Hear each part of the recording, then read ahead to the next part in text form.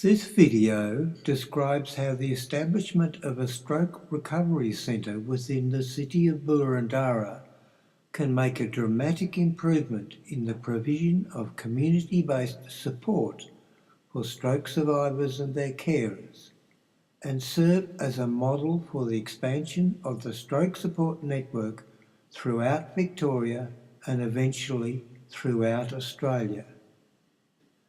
This vision of a stroke recovery centre crystallised from discussions amongst stroke survivors and carers who are members of the Boroondara Stroke Support Group, as well as John and Glenda Norton, who participated in the Boroondara Stroke Recovery Pathways Action Group.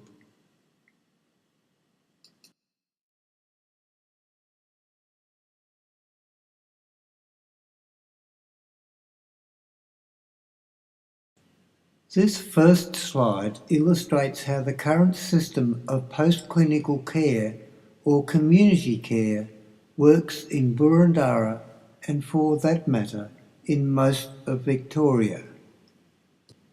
We start with the normal acute or subacute care system where stroke survivors and carers are discharged from hospital back into the community and into the care of their local GP, who may be or may not be knowledgeable and experienced enough to properly monitor their long stroke recovery journeys.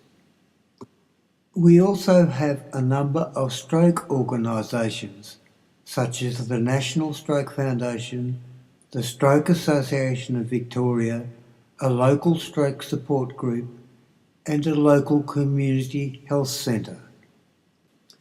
Also shown here is the Stroke Recovery Black Hole, which is a place where many stroke survivors and carers end up if they do not get appropriate community support.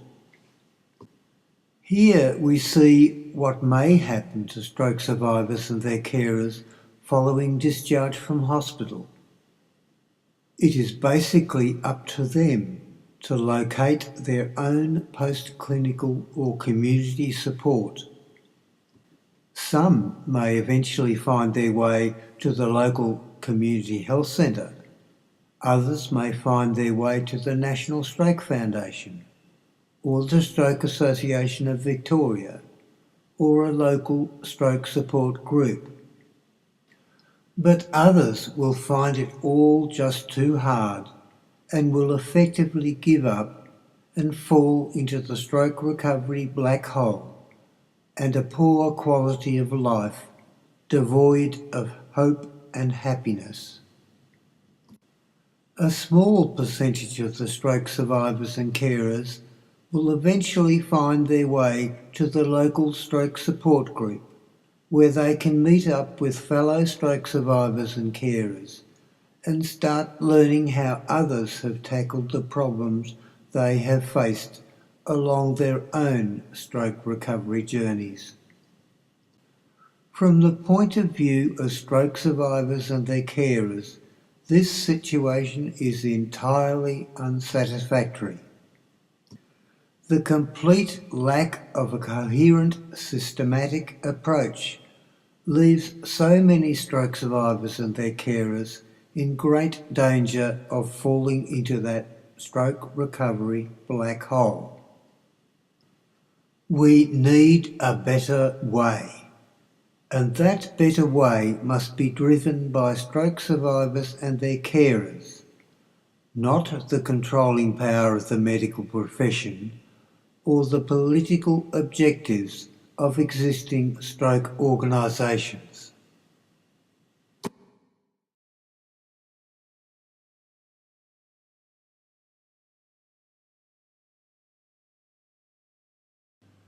So what we are proposing here is the creation of an entirely new organisation called the Stroke Recovery Education Centre that will clearly state what stroke survivors and carers need and become the driving force to satisfy those needs.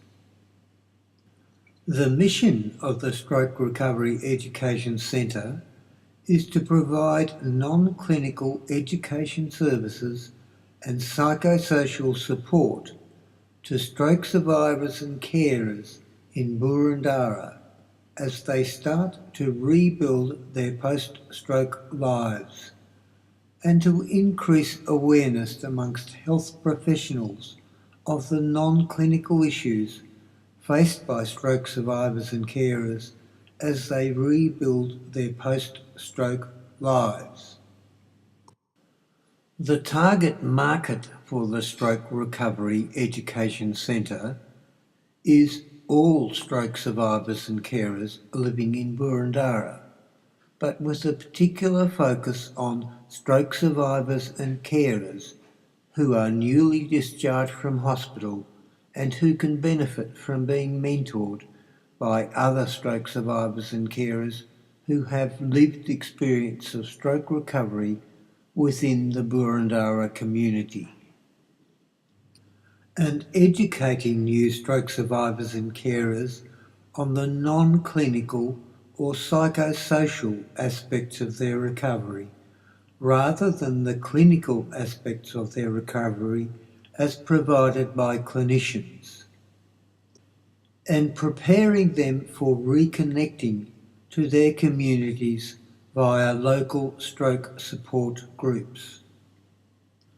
The Stroke Recovery Education Centre is designed to facilitate the transition of stroke survivors and their carers from the clinical services they rely on in hospital over a bridge across the stroke recovery black hole to the non-clinical services they will come to rely on following their discharge back into their communities. This mission statement must be reflected in the Stroke Recovery Education Centre's strategic plan that will be outlined during the remainder of this presentation.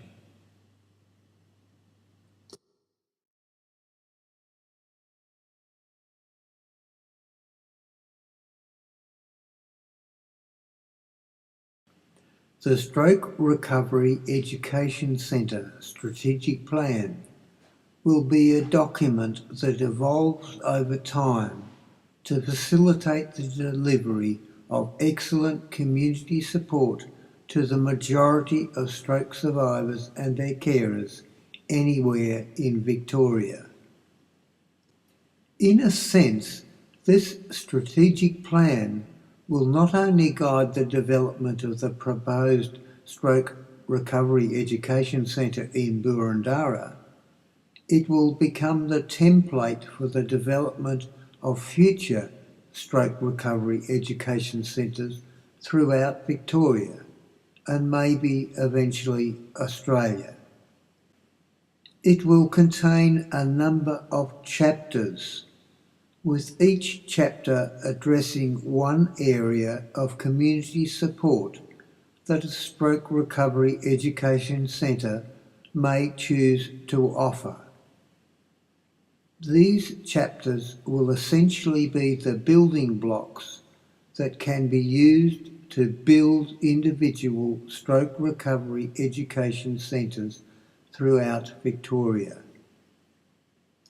Initially, there will be 5 chapters in this common strategic plan, namely Chapter 1, Hospital Visitation, Chapter 2, Optimal Health Program, Chapter 3, Peer Mentoring, Chapter 4, Vocational Mentoring, and Chapter 5, Drop-In Centre.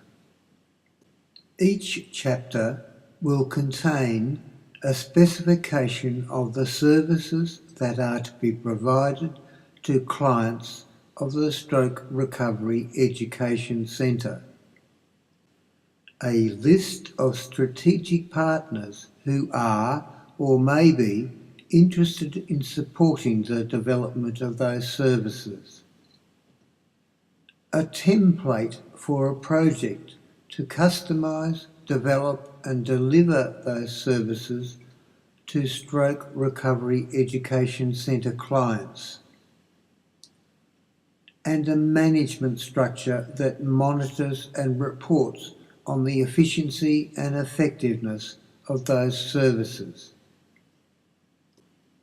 Let's see how this might play out in the future.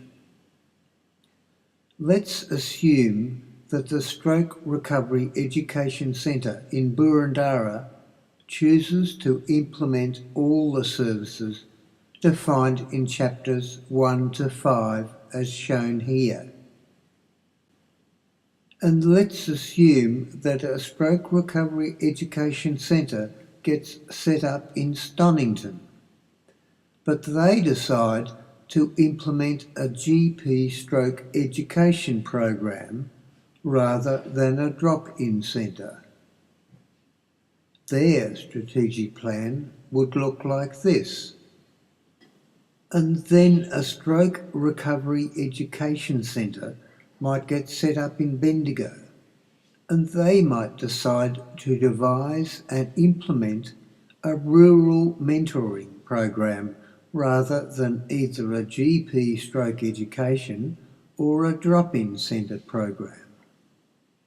Their strategic plan would look like this. So by structuring the Stroke Recovery Education Centre strategic plan in this way, we get plenty of flexibility and customisation options based on client need, resource availability and local circumstances.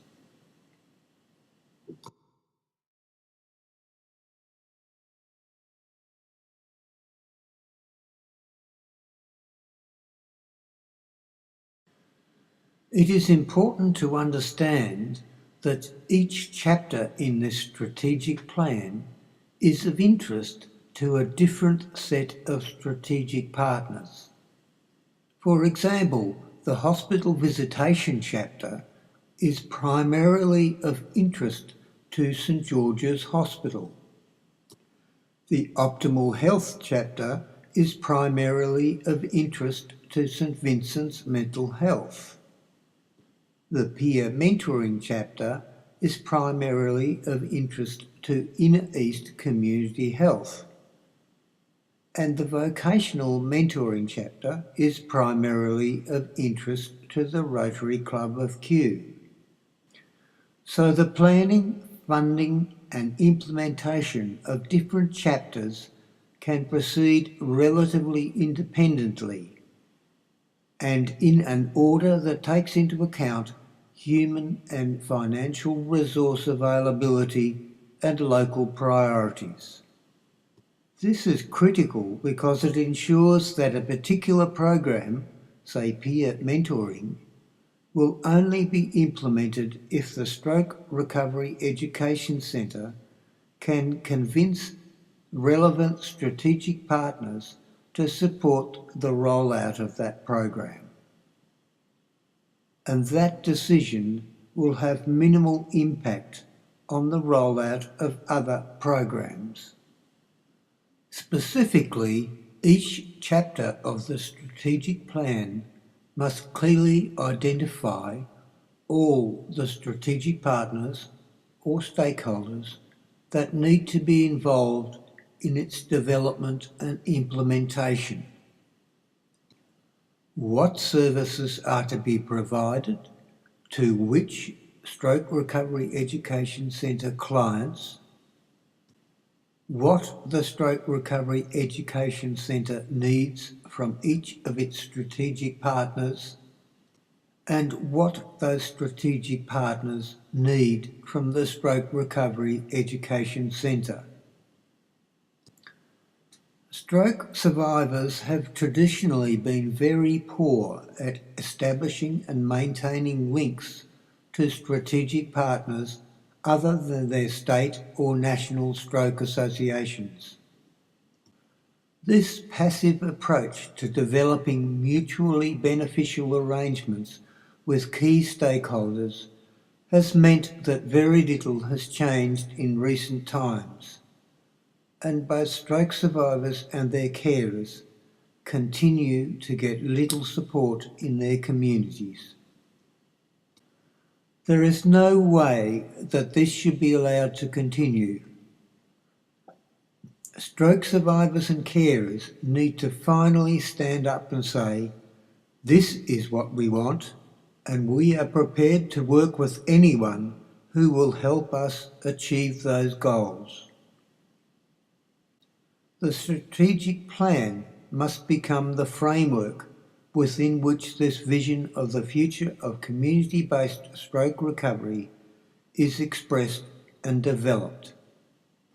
Once a stroke recovery education centre and its strategic partners have decided to implement the services described in a particular chapter, the Stroke Recovery Education Centre will need to update its marketing plan, which specifies how those services will be promoted, its information management plan, which details how the information needed by all key stakeholders will be collected, stored, managed and distributed, and a resources plan which details what funds, facilities and human resources the Stroke Recovery's Education Centre will need to provide those services. These plans must then be reflected in the operating plan of the Stroke Recovery Education Centre.